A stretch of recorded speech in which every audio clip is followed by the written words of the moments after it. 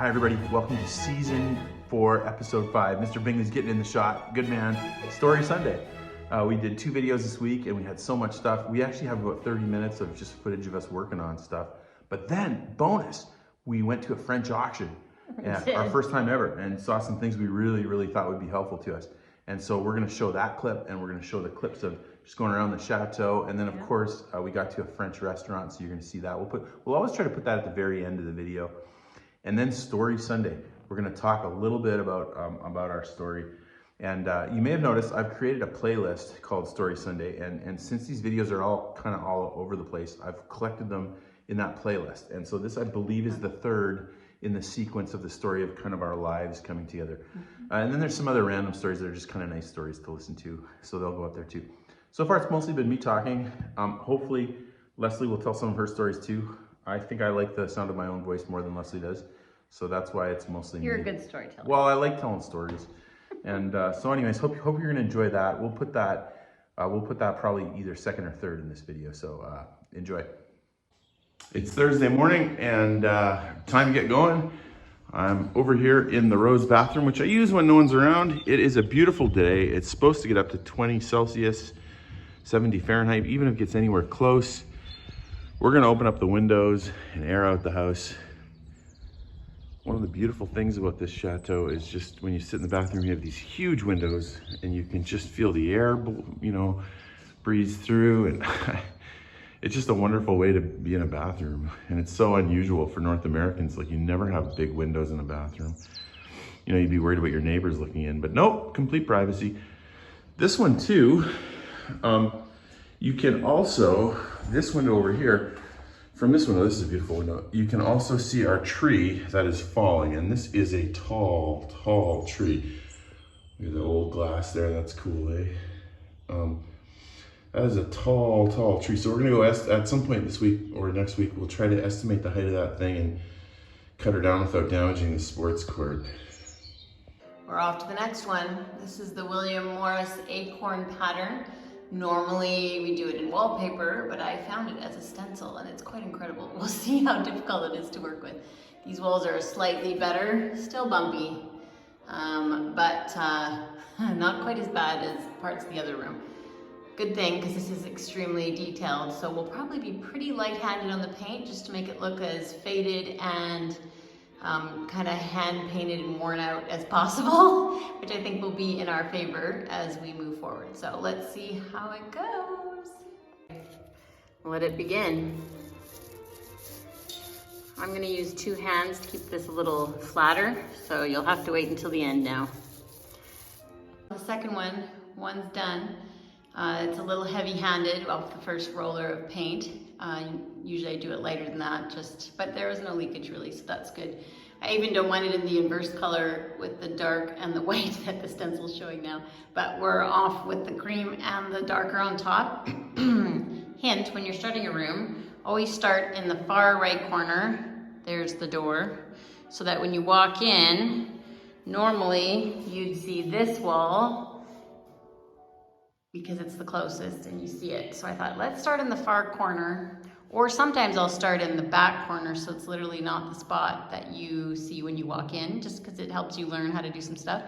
But I figured, considering it's such a large stencil and there may be tricky bits with getting around the door and all those wires, which are really annoying, I thought, let's get easy on myself, and we're going to do it over here where there's a little bit of expanse of wall, just to kind of get the feel of the stencil and see how it's doing. So, you know what? We will continue and we'll see how far we get today. Okay, trying not to show the whole bathroom. Just per my wife's wishes. We got a bit of a mystery today. The windows open up here too in the London bathroom. Looking forward to working on the pipes for the toilet. We got that base up and we got to connect it to the water, see if it's gonna work. Remember, we worked hard on that leak? Oh, wait a minute, what's that? That's water.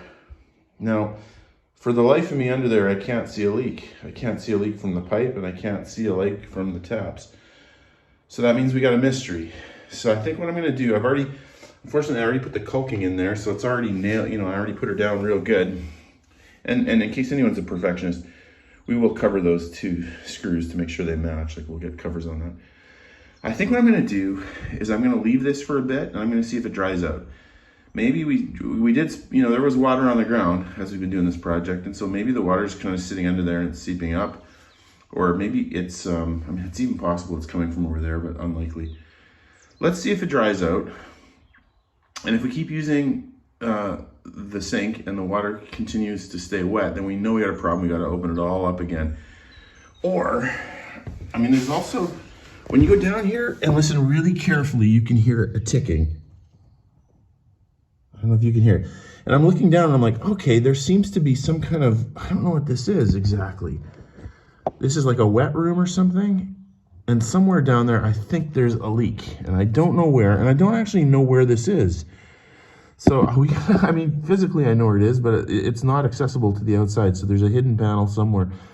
I'm gonna try to get down here and figure out where that is. By the way, there you can see what a floor looks like. You know, it's like, that's a solid, I don't know, 14 inches thick.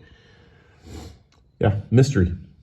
It was fairly fast, except having to replace the tape on holding the panels up every time. You know, it's funny, in the 90s, we did so many faux finishes, like I taught seminars and everything with Benjamin Moore paints, to do faux finishes and parchment and all that kind of stuff.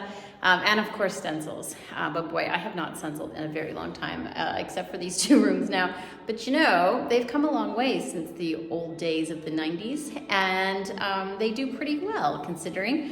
I still wish they had a few other pieces that would show parts of the pattern, because these stencils are so large, it just would be helpful with filling in. I generally don't like leaving chunks of wall open. But you know what, this is not, again, as I've been saying, a show home down here. This is just to make it look cute and cozy and cottagey, and hopefully they will like it. Do you want to see? This is what we got so far. 1 chunk of wall done, and I think it's looking okay. Don't mind the painter's tape. It's there to hold the stencil off the wall so we don't wreck the green, but I think it's gonna be delightful. A beautiful day, and the windows are open. And we are having a lovely moment. Hey, Bing, are you having a lovely moment sitting and looking outside? Yes, you are. My goodness. It is warm. I think it's 70 out. It feels incredible.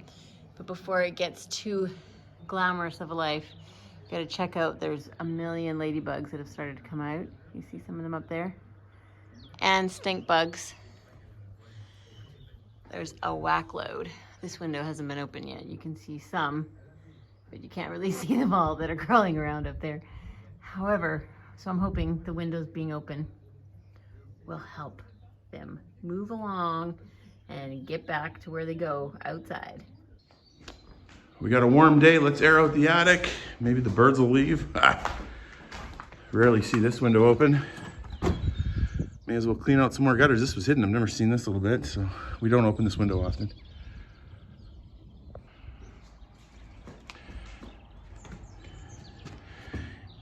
You know, we always get the walnuts up here and also that stuff from the birds. They come up and they crack the nuts and then they eat them and then they leave the shells to plug us up. Thank you very much, Mr. Birds. Beautiful warm day. We're gonna air this chateau out. So I'm walking around, I'm opening windows. And we've noticed we've started to accumulate some flies again. Mrs. Briere did such a nice job of vacuuming them, but they're starting to come back. So maybe they'll warm up and fly out on their own. Try not to go too fast. I don't have a stabilizer. Try not to go too fast. On the girls' wing here. And then of course, this is our room that's had the leaks. We have moved the humidifier in here, but we'll get that door open. That's right, those windows. Some nice air coming through. Air things out, keep it drying. The humidifier is working well. And yeah, get some air moving in the chateau. We are trying to embrace the culture. And so please don't mind, people are actually, French are probably like, what are those guys doing? We're trying to have a little bit of a cheese course, and we didn't have any baguette today, so we made some toast. Yay. All right, the old pipe is kind of perfectly angled and bent down to work, and so we're gonna try to save it if we can. So what we're doing is, instead of this nice screw-on connection, which would have been great, we're gonna put this little guy on, which will sit right on top, but we're gonna have to cut it really carefully to keep the distance. Now, if I do it wrong, we can always go back to a new pipe and just start from scratch. It's not that expensive, but it would add a couple hours. So hopefully this will go a little quicker. We gotta cut this thing off we can only lose about 1 inch of length though, so I can't just cut it all off. I have to kind of try to trim it out if we can. Here we go. Okay, you see what we're doing here. We're trying to get this little guy off, this little bit on the outside, and so I put a cut all the way around I put a cut through it, and then I'm using just a screwdriver and a hammer just to chisel it off. So here goes.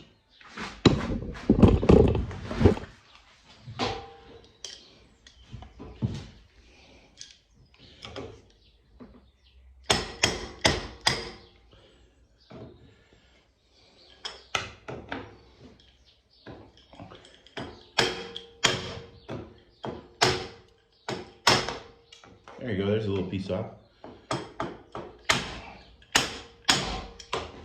See, we got a little bit off there. Now we can just go like this. Yeah, we'll get her. Okay, to do this right now, we gotta get some sandpaper. And honestly, here's the thing about like having a big house like this. You know, you go to do a job and you just need a little tool like sandpaper, and you're like, do I have to run down 3 flights of stairs? Or hopefully, I left a little piece of sandpaper in my plumbing bag, because you end up having like a plumbing bag and a window replacement bag and oh boy, I mean, I have like an electrical light appliance installation bag. And so, you know, sometimes you like to have a couple extra tools. So I'll give this a sand, and then this thing is gonna go on it, Lord willing, and then that's gonna slide in, I think. Package day, always a good day, because you hope you get what you thought. So in North America, I will sometimes buy this film that kind of just suction cups itself onto glass for frosting and stuff like that, especially in weird situations. Oh, that was not sparkly. Because of course we have girls on one side and guys on the other side, so we want to have privacy. Yeah. Oh my. Okay. Well, it's a little different than got some frosting. It is frosting. Can you see through it? Yeah. Okay. Well. Worst case, we paint the window. Though we've got the pipe to about the right length, and I was just ready to install this bad boy, and then it occurs to me, I guess before I glue this in with cement, I should make sure this thing doesn't leak. But of course, this is a bit nerve-wracking, because if it does leak, there's nothing to catch it. I guess we grab a pail and we'll see what happens. Once again, the moment of truth. I've got it filling up very slowly, because we don't want this to leak. So far, so good. It's filling up, and I can easily turn it off real quick. See if it holds water. No leaks yet. So this is going great. The water filling mechanism works. You know, it automatically turns off. The downspout works, no leaks. I even improved the rubber gasket at the bottom. I got some metal clamps on it. Now we just have to do a couple things. First of all, this is the lever. You know, you pull this little guy. So it's got to sit down like that, and then they pull it and it goes up. And when it goes up, then it lifts this thing up, and we get the flush. So I'm gonna connect the lever to the red thing, just probably a little bit of wire. But the other problem is, it used to be a really heavy weight, and so that pulled it down automatically. Right now, it's heavier on this side, so I need to somehow figure out a way to make this heavy. So maybe I'll just wrap a bunch of wire or chain around it or something so that it sits down normally, and then you pull it up, and then it goes back down when you let it go. So yeah, this is going great. We're gonna have a toilet, guys. A cool one. Well, almost perfect. Only problem right now, other than we need to clean that base up, it looks a little dowdy, doesn't it, is I can't get the top piece on because the new pieces are just a little too tall. But other than that, it works. Now, watch this, a couple things. When you use this bathroom, there's one unexpected consequence. Here we go. I'm gonna pull it, And I know we called this the London bathroom, but uh-oh, it's embarrassed. Well, there it is. Okay, so I'm gonna pull this and you can watch it. Here we go, but also listen.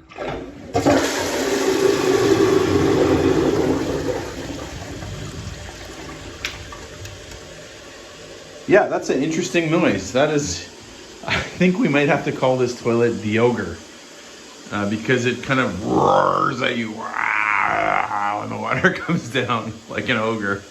So, you know, let's make it fun, right? Woo. So close to done. And now we're just gonna get out with that diamond tip, you know, saw. And we're just gonna cut a little, well, either we'll cut like this, we'll cut out a little bit on the top there, and I don't think anyone can see it because everybody's looking up at it. It's way up in the air. We'll try to leave this edge intact so that people, if somehow they saw it, they would still see the edge. So we'll give it a go. Ladies and gentlemen, Leslie is going to hear the Ogre for the first time. Are you ready, Les? I'm ready. Okay. You want to see the water flow too? No, I'm good. No? It actually looks, I cleaned it up a little bit. Sure, why not? It looks a little nicer. Oh dear. And it doesn't look that nice, but... No. Okay, do you want to do the honors? That's as good as it got? Yeah. You want to do the What honors? did you use on it? No, just water. I didn't clean it real hard. Okay, here we go. Listen. Hold it. Okay, you have to hold it down.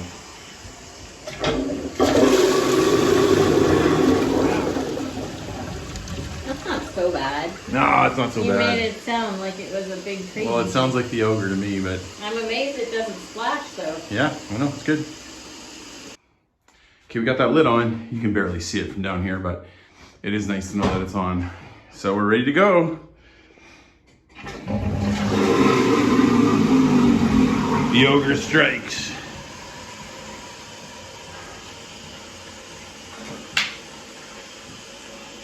I'm still nervous about it. I gotta be honest. I think it'll be quite a long time before I leave, before this thing stops filling up. You know, you just don't trust the toilet. You're like, okay, let's wait for the water to stop, just so that we know that it's not gonna flow everywhere.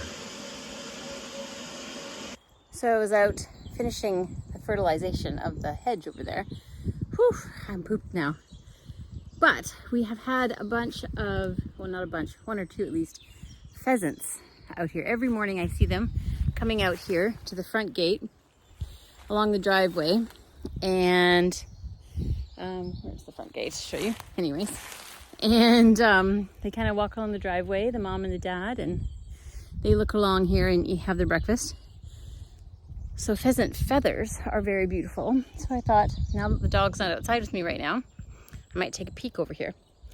And what do my wondering eyes see?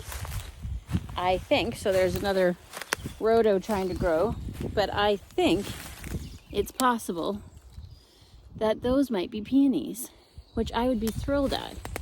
There seems to be a few of them, unless I'm confused, which is possible as well, but we'll see. There's another one in bloom. We'll know as soon as they bloom, but it sure looks like them. So that's exciting. It's right outside our rhodo garden, in this area that we kind of had taken down all of the big bushes, and so it's fun to see what emerges after you get rid of all the annoying stuff. So we'll see. Hope I don't step on any of them. And I think it'll be fun to see if that blooms. So Leslie said for the base of the shower, I was gonna do Subway, but then she said, no, go get some of those marble cut-offs. This is where I put all the broken and cut off and wasted towels. We're kind of out in the back 40 here.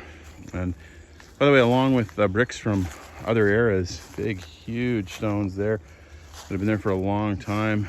Sometimes rubble, sometimes from perhaps one of the chimneys falling over that big metal piece. Very interesting. But we come over here once in a while when we need some material, and may as well, you know, didn't throw it out. Glad we didn't, because we can use it now. Friday morning, and we're washing some tiles. As I was mentioning, Leslie wants to go with these marble cut-offs to build the base, so that'll be good. I'm washing them, clearly getting them ready. Also, you'll notice there's some gaps in here. What you don't want behind tile is open air, because then of course if somebody hits it, it can crack. So I'm just filling the open air with styrofoam, and then of course over that will go the thin set cement adhesive, and so that you know, that'll give us a nice solid back there. Well, here we go. Try to get this done this morning, and then we'll be ready to grout it later. Another beautiful day today. Man, I'd love to be working outside, but you know, we got to get some of these inside jobs done, like the shower. We got to get this bathroom done for the students, and we got to get these 2 basement rooms. Then we can indulge ourselves with some nice outside work. So again, you're dealing with a very old house, ancient. I'm not sure how to pronounce it in French. Ancient is the word often they use. And so things aren't exactly square. So I got to trim off, you know, a couple little pieces here and make room for a pipe here. And so we'll get out the old saw and do the best we can. This, I think, is going to look good.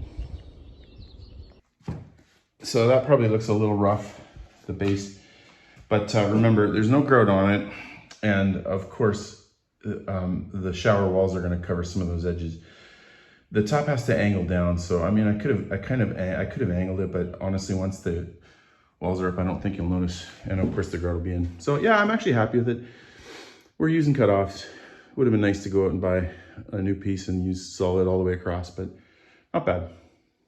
You have to literally back up to get all this piece in. It's so big. Maybe it's not 9 feet, but it's probably for sure 8 something. What do you think, Bess? I like it. Yeah. You know, it's not the oldest piece. I don't know how old it is. Maybe, I don't know actually. It could be 1960s, it could be early 1900s. I have no idea, but I like the scale. I think it's great. $75. I know. Is amazing. Would you mind standing next to it for scale? No? Okay. Maybe Mr. Bingley can go stand next to it. Well, I just want people to get the sense of how tall it is. Yeah, I mean, it's tall. Yeah, anyway, it's very cool. Look at the pool, by the way. Never seen it this full of water. Must have been a lot of rain. Good to know it still holds water. It's raining for a brief moment. I'm actually at the brocante that's near our house. Look, there's fountains. Wouldn't that be fun at some point in the yard? And this guy, cool. And a wishing well, which I don't need, but cute. However, take some of these to fill in the hallway in the basement to carry on what we already have. But we'll see if we can convince people to help me with that. So there's everything here. There's fur coats. There's other coats. There's bedding galore. There's dishes. One of my favorites. Clocks. Tureens. Cups. Limoges china. Are these not adorable?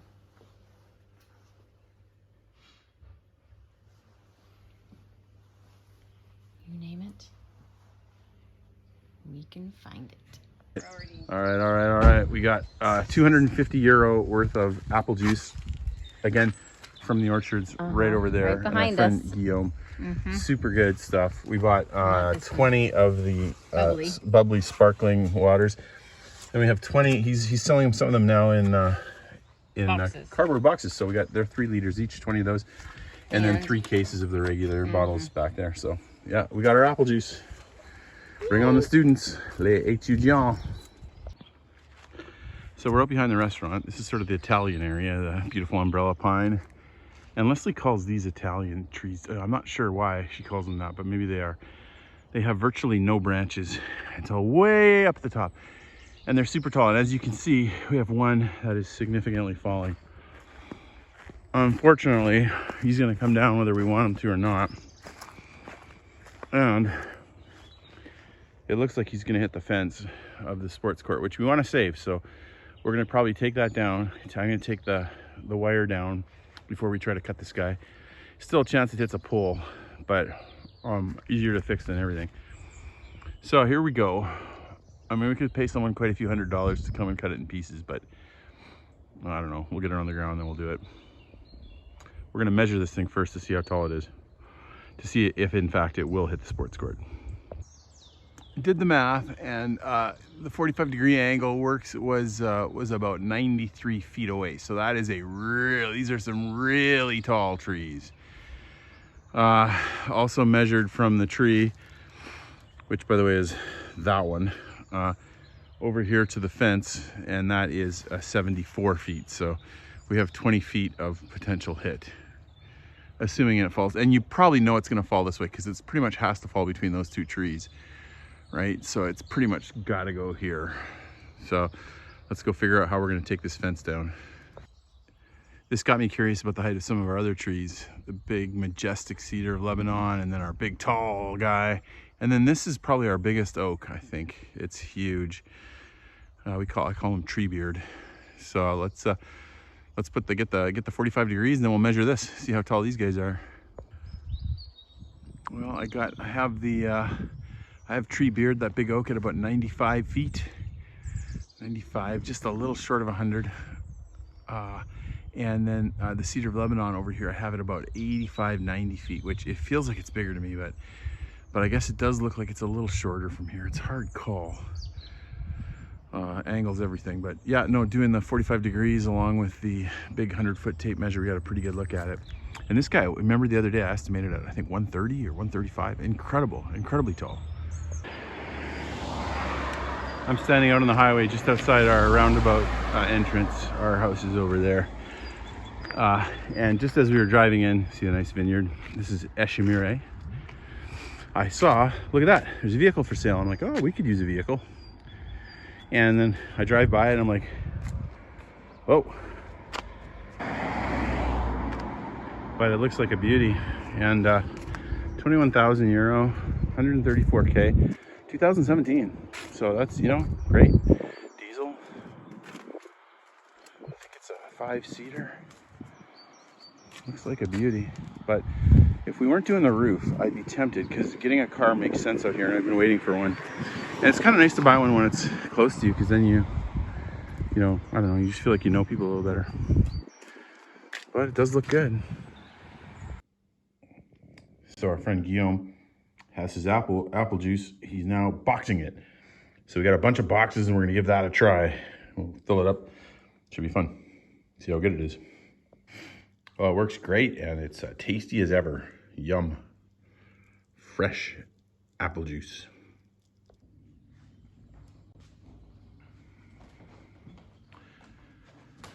And so begins the weekend.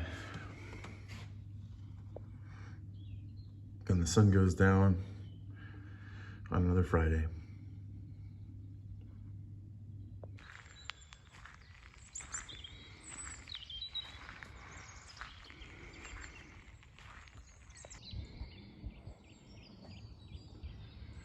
There's a lot of birds singing tonight. There's always birds in the morning, but in the evening doesn't seem like there's usually this many. Perhaps it's because it's a beautiful sunset. It rained a fair amount today as well. So now that the rain has stopped, perhaps they're happy. Let's see how the chateau looks in the sun. Yeah, it's a nice look today.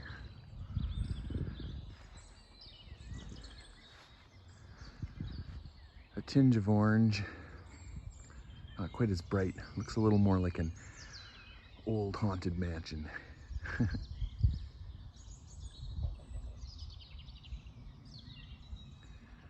I hate to stop the video. I just want to let you listen to the birds.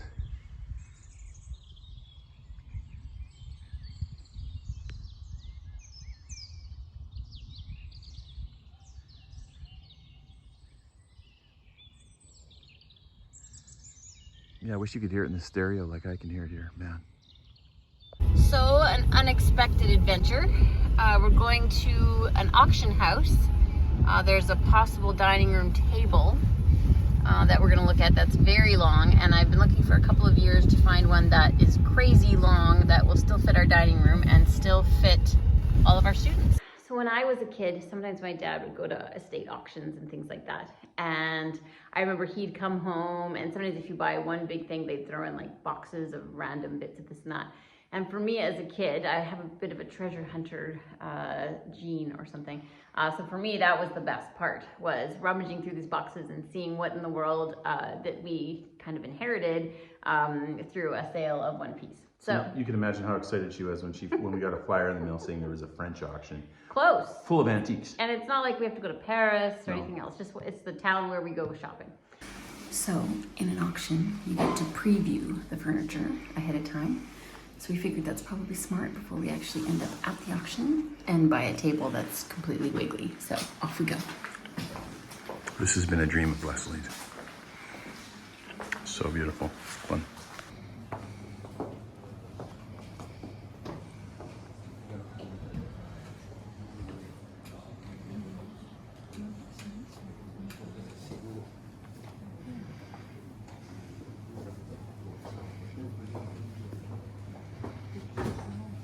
We do have a billiards room. We're thinking, well, what are we gonna do? Because we of course have students in there, but we thought, you know, we could use this and then put like a bigger table over it so that when we're in class, you have the piece of wood and then you pick it up and you have a billiards table.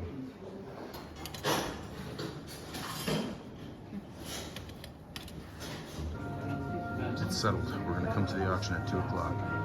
We're just looking at art. We don't really need art, but it seems to me, and what do I know about auctions, but it seems to me that you have to be a bit of an opportunist because maybe one of these beautiful pieces is not very expensive. So we've written down the things we love and then the things that we think are cool if they were cheap.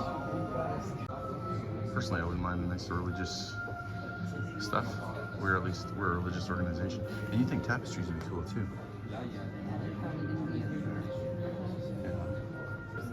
But the table is what we're after. And unfortunately it's in the middle of the room and lots of people have looked at it. But really, how many people can handle a 5-meter table in their house? It seems to me there wouldn't be that many. Leslie's not so sure. I think there could be. We'll see. So when the auction started, the bids were coming in and they were coming in high. They were coming in more than the estimated price. And you looked at me and said, we're not leaving with anything. No. And I was a little bit depressed. It's amazing, you know, you're sitting there and your hands start shaking and you're like all nervous. Our table was lot 44. They estimated €600 and 600 to 800 to 600 1,000. to 1,000. Yeah, it was a big, how long? 5-meter table, 4.8. But when we walked in for the viewings, because you kind of go and scout ahead of time, there was a lot of buzz. It was like right in the middle of the room. So I knew we were probably in trouble. And they also had online bidding and stuff like that. So yeah, I figured it was likely that we may or may not get it. Well, sad day. We made our first bid on the table. 60, what is this? No, set cent. Yeah, 700. Yeah. And then our next bid was 1,200, and then we were out. It sold for 3,000. Not surprised. It was a good table. The billiards table, the billiards pool, which is a beauty, 600. Yeah. So we just don't need it, but it was a good deal. Well, not yet. Yeah. Someday we'll have it in the billiard room. The piano, the grand piano, how much? It wasn't grand. It was a petite. Sure, a little grand. It was a quarter. 300. But it was very nice. It was fun. I was nervous. My hands were shaking. It's true, they were. We'll be back.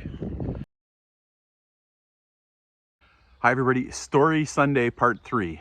Now, if you've been following along, there's a playlist with kind of our whole story. There's Part 1 where just, you know, who we are and where we grew up and the folks that came before us. And Part 2, Leslie and I meet and we fall in love and we get married and we go off to Chicago and we get sued for $1 million and all kinds of stuff happens. It's kind of crazy. And Part 3 continues the story. So there we were getting ready to graduate from Trinity Evangelical Divinity School in Chicago, Illinois.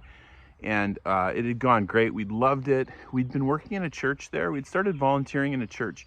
And towards the end, we started loving those kids. And our friend there was also leaving. And we'd been only part-time. We were working, I don't know, like maybe 20 hours a week. And I think getting $500 a month.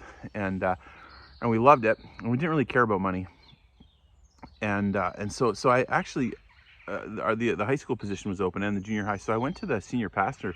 And Leslie and I were talking about it. Maybe he said, maybe we should see if we could work here and just stay here because we love it here. It's beautiful. And so I had a meeting with him. I said, hey, you know, how do you feel about us maybe taking the high school group and the junior high group? And we were thinking, you're going to be pretty good youth workers, I think. Like, we'd had some success at camp, and we were thinking that would work out well. And to our surprise, he sat back. And he's like, no. He's like, I think we'd like to just keep you with the middle school group.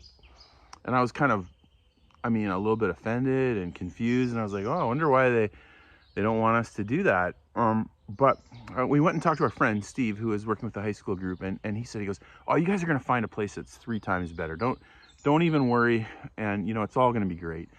And when he said that, you know, I thought, oh, he's just being nice. You know, he's a good friend. He's trying to cheer us up. But he was kind of foreshadowing a little bit, to be honest. So we graduated from Trinity, and we started applying to different places. By that point, we knew we wanted to work in a church. And so we started applying back in Canada because we're Canadians, and a couple in Saskatchewan.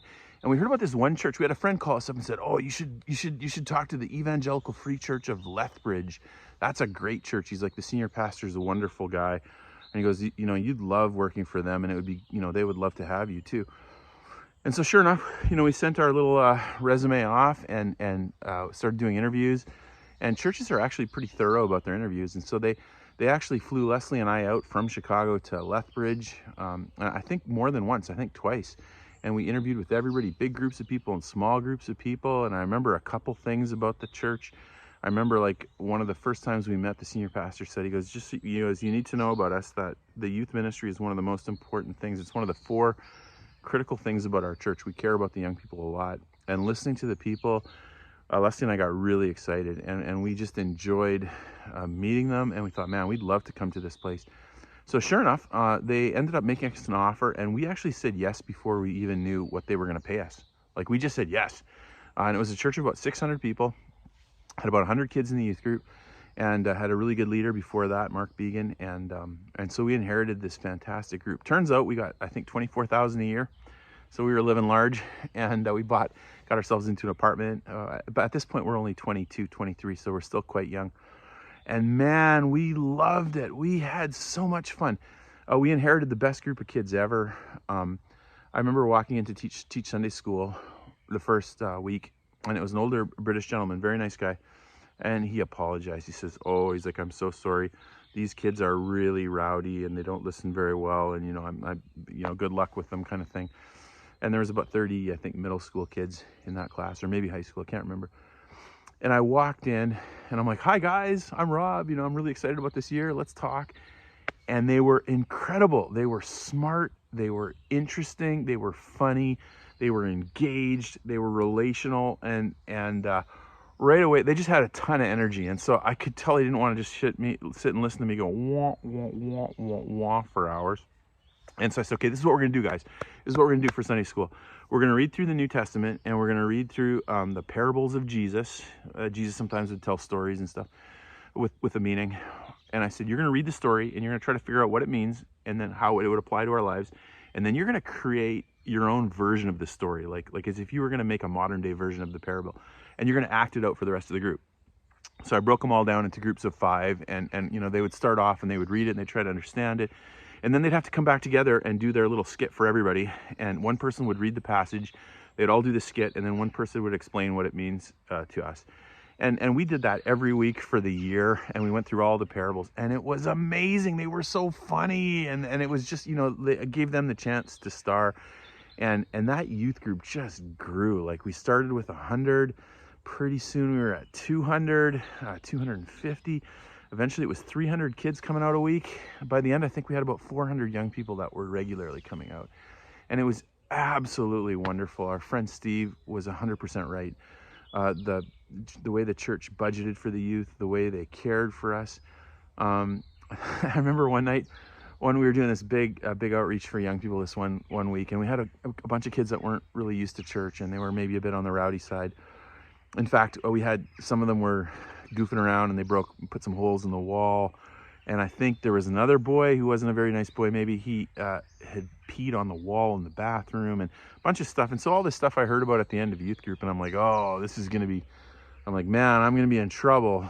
And sure enough, we had a caretaker at the church, and he was a good guy, but he loved the building, and the church was really dirty. And I was young, I was immature, I didn't probably clean up as well as I should have from everybody. And so, you know, I walked into the office the next morning, and there was a letter on everybody's desk in the office, all the different pastors and staff and administrators. And it started off, this letter is in no way an attack on the person or ministry of Rob Hildebrand. And I'm like, oh, this is not going to be good. People don't know this, but when you're a pastor, you get criticized. People like come after you a bit. Like it's kind of like a little bit like a politician. You know, people have opinions on you and stuff. But anyways, So I thought, oh, I'm thinking, am I going to get fired? I'm thinking, what's going to happen? What's going to happen in this church? I'd only been there for a couple of years. The group had been exploding. Again, we were probably at that point up to 200, and so we had more kids than we know what to do with. And so I thought, what's going to happen? Well, sure enough, the board chairman, Erwin Olfert, comes in the next morning, first thing, and he's like, Rob, and he's like, and he sits down, he's got the letter, and he's like, Rob, he's like, I just got to tell you one thing. We are not going to make any decision in this church that's going to compromise the youth ministry or hurt what you're doing with the young people. He's like, that is one of the most important things for us. He's like, we're going to take care of our custodians. If we need to hire more, we'll hire more. We don't want to overwork them, but we love what you guys are doing, and we want to support it. And so sure enough, what a good dude. He sometimes would wake up. I remember a time he'd wake up at 4 in the morning. He was like the plant manager for a huge school in town, you know, had a big important job. But he'd wake up at 4 in the morning and come to the church and patch the drywall holes that the kids had kicked. So just what a heart and what an awesome guy. And that was representative of that church. It was just an amazing 6 years we worked in that church. Now, I remember after we'd been there for a couple of years, I got a call one night. And like when you do youth ministry, like when you work with young people, you get kind of tired. And so I'd come home from a big night, and there were kids were running around like crazy. It might have been like a full moon or something. And so they're all crazy. And I was kind of decompressing. I was lying on the couch. Leslie had already gone to bed. I was watching Star Trek. And it's pretty late because you're, you know, out with the young people till late. And so it's probably 1 in the morning. I'm lying there, and all of a sudden the phone rings. And I'm like, well, that's weird, because this is back in the day when people don't call. You know, this is like the 90s still. And so I run upstairs to get the phone so it doesn't wake Leslie up. And I answer. I'm like, hey, who's this? And it was my brother, Tim. And Tim said, he goes, Rob, he's like, are you sitting down? I said, no, I'm not sitting down. He's like, you should probably sit down. I'm like, Tim, just tell me what's going on. And he's like, Rob, he's like, I got bad news. Mom and dad were just killed in a car accident. At this point, I'm 24. Tim is, I think, 21, and Johnny's maybe 16, the 3 of us boys. And I'm like, what? I'm like, what do you, like, our parents live in this little town in Saskatchewan. They drove maybe once a week. And he's like, yeah, he's like, they were in Toronto. They were, you know, there for a wedding, and they, you know, they came away from the airport, and they got hit by a car, and they're both dead. And I'm like, Tim, I'm like, because my brother Tim's a stand-up comedian and also a drama guy. He lived in Hollywood for years. And I'm like, Tim, if this is a joke, this is like the worst joke you've ever told. And he's like, no. And he was like, I'm not joking. He's like, the policeman's here and the president of the school is here. It's all real. They're gone. And so my mind started spinning. It was so much different than, you know, you watch like the movies and you know, somebody dies and then the person like goes crazy and they're crying and they're flailing around. Nothing like that. I just felt like completely logical, and it was denial, right? It's like, I can't believe this is happening. And so I was like, so I went, you know, I went back to the room. I hung up and I said, okay, I'll come home tomorrow, Tim. And I hung up and I went back to the room, and Leslie's like, what was that? And I'm just like, you're not gonna believe this. Mom and dad just died. And she's like, she couldn't believe it. And so I go to bed, and I'm like, well, we should probably get to sleep. And then first thing in the morning, we'll drive back to Saskatchewan, about 6-hour drive.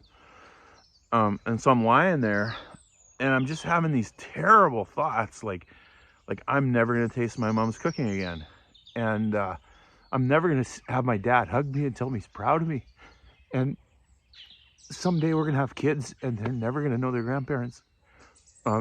Just these terrible, terrible thoughts. And I'm lying there, I'm thinking, I'm never gonna go to sleep tonight. So I'm like, hey, is it okay? Let's just jump in the car and drive back to Saskatchewan. And so we got in the car, and we had the dark night of the soul. My mind went back and forth between these terrible thoughts and then beautiful thoughts. I'd been leading a lot of music at the church, and the words of these songs were so comforting. Like, it's hard to explain if you haven't been there, but there's actually a passage in the Bible that where there's a guy named King David or King Saul, and sometimes he would be troubled by the spirits. Like his mind was really restless at night, and so he'd call for someone to play music to soothe his mind. And man, did I find that. But I'm driving through this. I remember we're driving through the Saskatchewan prairies. It's completely flat, completely dark, completely empty. And I'm just having these terrible thoughts, but then interspersed with these great thoughts. Like, I was so lucky to have good parents for as long as I had them. And a lot of people don't get that at all, you know, and I was able to have that. I will never forget the night before the funeral. You know, when something like this happens, your mind's spinning, and especially when it happens so far away, and you didn't, you know, I saw my parents a couple of weeks before, and so to believe that they were gone, it was almost impossible. I couldn't. I was like, I can't believe this, and so. You know, we started talking to the people, and we found out what happened. There'd been a guy who'd been driving, and he had been taking some drugs, actually, and he basically had missed a stop sign, and my parents had flown all the way out to Ontario. They had had a couple of married students, former students of theirs, that had their daughter was getting married, and so they wanted my parents to be part of it, and so they sent them a ticket. Very nice. And my parents had flown out to go to the wedding and participate in it. And so the father of the bride and the mother of the bride had driven to the airport to get my parents the night before the wedding. And on the way back from the airport, if you can imagine it, they got hit by this guy that was on drugs, and 3 of the 4 of them died immediately. My parents died right away. The father of the bride died right away, and the mother of the bride survived. Now, if you can imagine how terrible that was for them, I mean, you know, what do you do? Your parents the night before your wedding. So a terrible story, terrible story. And it was hard to believe, honestly. It was hard to believe. And so, you know, I was on the phone and I was saying, hey, we'd really like to, you know, have a wake, which is in some countries they have a custom of seeing the bodies. If it's a closed casket, you know, you go the night before and you see the bodies and say goodbye and things like that. And I talked to the funeral director and I said, hey, we'd really like to have a wake and we'd like to see the bodies. And he's like, no, we can't do that. He's like, it was a terrible car accident. Your parents were very badly hurt, and you can't see them. And I'm like, oh, I feel like we need to see them. Like, I don't know that we're going to be able to, I don't know, move on without seeing them. And he's like, he goes, I can't emphasize enough. We can't, you can't see them. Like, we're not, you know, we can't do it. We can't, they're not on one piece. Like, they were really, really badly hurt. And so ultimately, I said, you know, I hear that. Do the best you can. We trust you. We just really want to do this for the grieving process. And so finally they agreed. And we had a wake the night before the funeral. And it was one of the worst and best moments of my life. I remember walking into the church and all the families gathered around. Family and really close friends are gathered around in the foyer, and we're all sitting there. And I was the oldest son, and so they said I could go first. And so I think I went in, and then one of my brothers came behind me, and I remember walking from the back of this empty church and seeing these 2 coffins up front. And every step I'm getting closer, you could start to see over the edge a little bit, and you could start to see in the coffin. And I'm thinking, I don't know what to think, right? This is all so crazy. And I start looking, and I'm on my dad's side, and I start being able to look over the edge of the casket, and I see, and I'm looking, I'm like, that's not my dad. I'm like, that's not my dad. And my heart starts racing, and I get excited. I think maybe this is all a terrible mistake. Like, maybe someone got this wrong. Maybe, you know, and so I'm going around the casket, and I'm looking from different angles, and I'm thinking, this is not my dad. And then I see one angle, I'm like, oh, that's him. He's just been really, really badly hurt in this accident. And so they were trying to, you know, put him back together. And so the grief returns, like this heaviness. And then I go over to my mom's casket, and you're kind of scared because you're not used to dead bodies, but I really want to kiss my mom goodbye. And so I try to summon up the courage, and I lean down and I kiss her cheek, and it feels like plastic, like it's hard. And you know, this woman that had given so much for us and sacrificed so much of herself for us. And guys, it was the worst moment of my life, but it was also simultaneously one of the best moments of my life, and I'll explain why.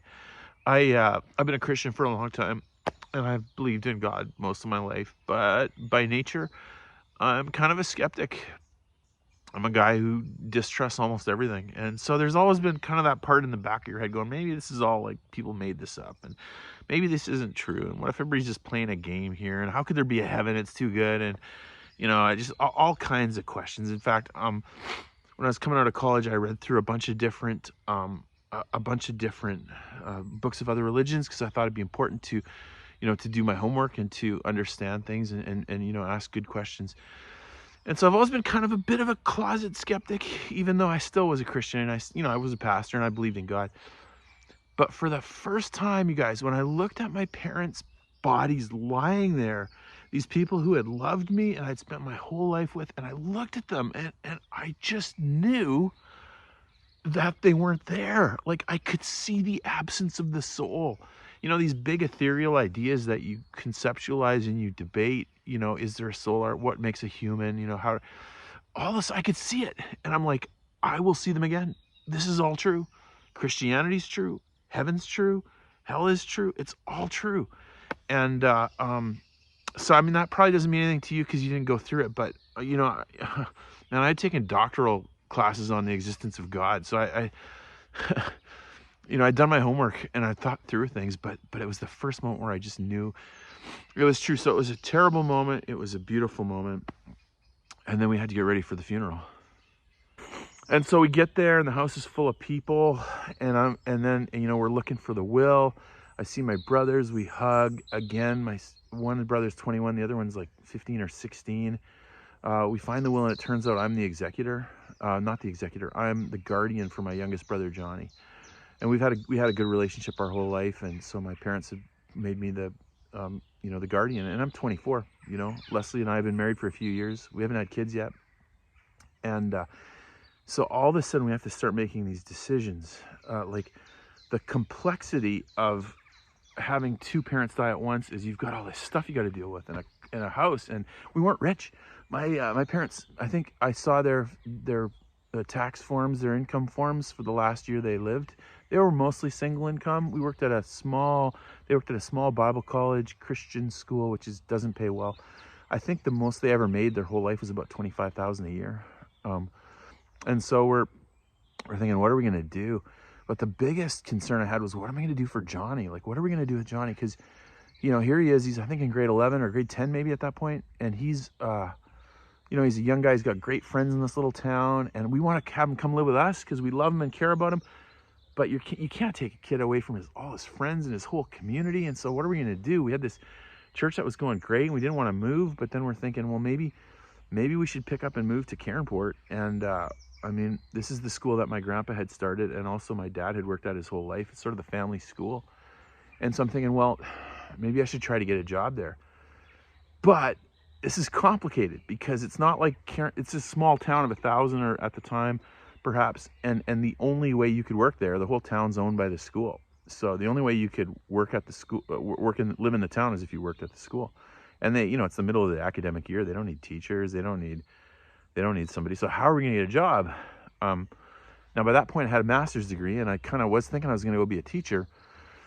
And so I thought, man, how are we going to do this? And then I had this thought. I thought, you know, they're going to have this big funeral for my parents. And it was a big funeral because it was kind of a big deal. Two people dying together, and a lot of people knew them. And I thought a lot of people are going to come. And I knew I was going to speak at it. And I do enjoy speaking.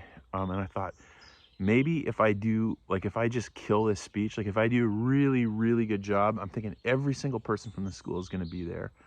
And that's going to be a chance not only to honor your parents, but also to impress people with, hey, I could probably work here, so that I could come work there, so that my little brother Johnny could have good to stay with his friends.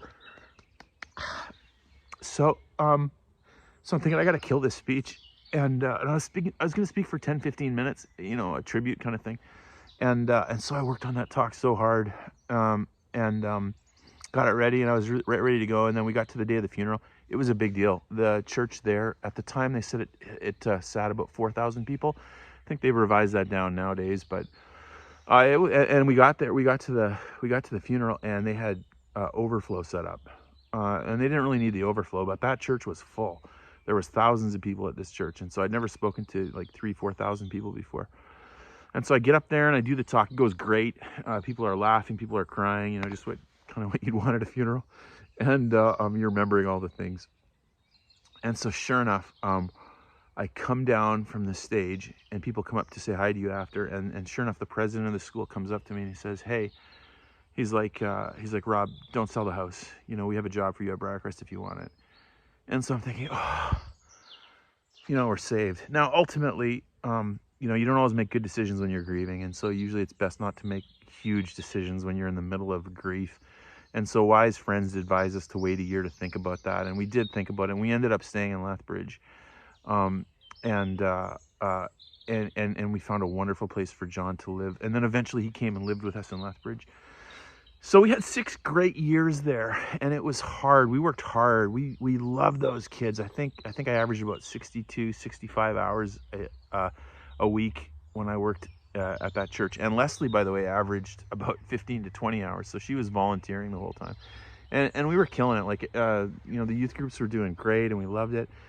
But there's just something about grieving. Like when you've gone through that whole thing, you just feel like you need a change. Like there's something about it that you're like, I can't stay the same.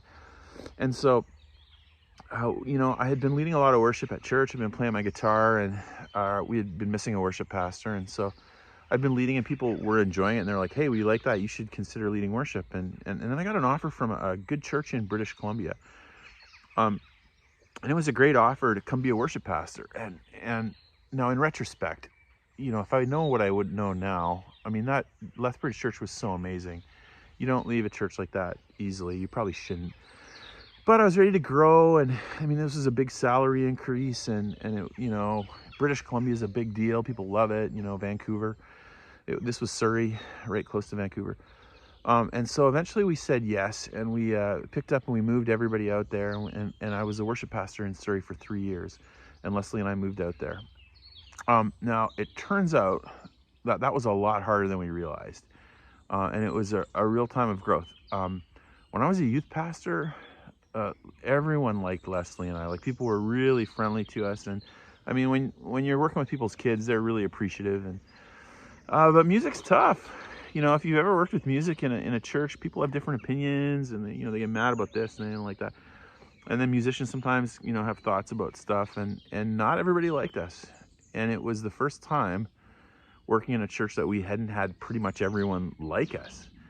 Like, you know, like when we were in Lethbridge, I remember one time after youth group, a lot of times after youth group, the kids would all go out to, you know, to a restaurant, and, you know, whatever, McDonald's or Dairy Queen or Pizza Hut or something like that.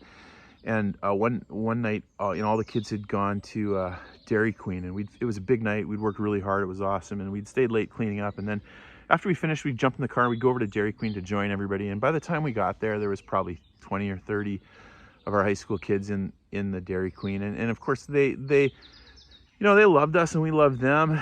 And so we walk into this room, and they've all been having a great time, you know, laughing and eating ice cream.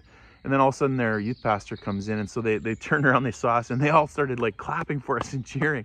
And I think a couple of them gave us a standing ovation. And it was funny because, you know, you walk up to the counter, and the guy at the counter is like, who are you? Like, what? Why are they doing? And I'm like, oh, I'm their youth pastor. And so that's kind of how it had been in Lethbridge. Everyone was wonderful to us. And then I went from that to being a worship pastor, where some people are like, drums are too loud. And honestly, guys, I wasn't that great a worship pastor. Like, I'm a pretty decent musician, but I'm not the greatest singer. And I'm definitely not as good as my daughter. And so you know, we had 3 years of that, and right away we kind of knew that might not be the best for us. I had a great pastor who was in the office next to me, an older guy. Well, I say older, he's probably my age now. Pastor Ed. I love you, Pastor Ed, if you see this. And he was, and you know, and he had me in the office one day. He's like, Rob, I love you. And, you know, God's going to really use you in this world. You're going to do some great things, probably not through worship. And I'm kind of like, thank you. Is that an insult? Is it a compliment? He was right. You know, he was right. And so by the end of year 3, it wasn't going great. And I kind of saw the writing on the wall. I'm thinking, if I stay here long enough, I could get fired. And so I'm thinking, I don't want to do this. And I thought, you know, youth was great, but I'd really love to teach. And so Leslie and I decided to go to a school called Providence Theological Seminary in Manitoba, and I enrolled to do a Doctor of Ministry. It's like, there's academic degrees like PhD, and then there's professional degrees like a MD, like a medical doctor. The DMin is sort of a professional degree for people in ministry, if that makes sense. Little, you know, your dissertation is only 200 pages instead of 400, that kind of thing. I think actually all of them are shorter now, but so we're trying to decide what to do. And I'm thinking, I'll go to school. But then again, my whole life I had wanted to work at Briarcrest, and Briarcrest had been the school again that my grandpa had started and that my parents had taught at. I lived there my whole life. People always came up and said, "Oh, are you gonna come be president someday? Are you gonna come teach?" And I said, yeah, I hope so, you know. And that was, honestly, that was my goal in life. I secretly wonder sometimes if that's why Leslie married me, because she, to be honest, but or one of the reasons. And so, you know, all my life I thought I'm gonna go work at this place. And then of course with my parents dying, you know, uh, you know, they were kind of, you know, they were huge there. And I remember one day I was standing at their graves and I swore I will come back and lead this school. And you know, like big emotional thing. And so I thought, man, maybe now after the worship passing is not going so great, I thought maybe now's the time to go back to Briarcrest and try to teach. And so sure enough, the school, Briarcrest they had a position open up, and it was a terrible position. It was like kind of like an associate teacher kind of thing. You only got to teach one class, and then you had to do all the garbage jobs the other teachers didn't want to do, like advising and I don't know, just a bunch of stuff like that. And it was bad salary. It was like about half of what I was making as a worship pastor. And it's in Saskatchewan, which if you've never been to Saskatchewan, I love you, Saskatchewan, go Riders. But I mean, it's cold, it's -40 and it's windy and there's bugs and it's a tough place to live. At that time before the internet, there's not a lot to do and there's no Amazon, you know. Um, but we loved it and we wanted to go back. And so I thought, oh man, well, let's apply for this. Let's apply for this job. And Leslie's like, yeah, because and so we threw in an application and they got it. And they called me up and they said, hey, Rob, we like your application. Maybe we could come, you know, we're wondering if we're going to do interviews next week and we'd love to talk to you. I said, oh, great. When do we fly out?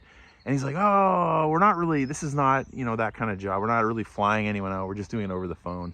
And I'm like, oh, okay. You know, because all of our other previous jobs had been kind of fly out and interview kind of jobs. And so we're sitting there and I'm talking to Leslie and I'm like, I don't, how do you feel about this? And I'm like, I'm like thinking, I don't know if I feel good about like doing a phone interview. And she's like, we should just drive out. It's like 22 hours, something like that, 20-hour drive. She's like, let's just drive. She goes, we know we want to do this. This is our goal. Let's make it happen. She's like, let's get in the car and we'll drive out and do that interview in person. And remember at this point, we have 2 children. We have little ones. We have, I think maybe a less than 1 year old. No, probably, sorry, I'm 2 and 5 perhaps. Our kids are young. And so she's like, we'll just jump in the van and we'll go for 20 hours with these 2 kids. And that's the kind of girl Leslie is, by the way. Let's just make it happen. And so I said, all right. So we jumped in the car and we drove and I did an interview and I tried to be as, you know, perky and as smart as I could. And I'm inside, I'm thinking, okay, man, this is the school my grandpa started and my parents worked here. And, you know, I remember, this is kind of personal, but my grandpa, the one that had started the school, and grandma, they were living in BC at the time. And so they had us over for dinner.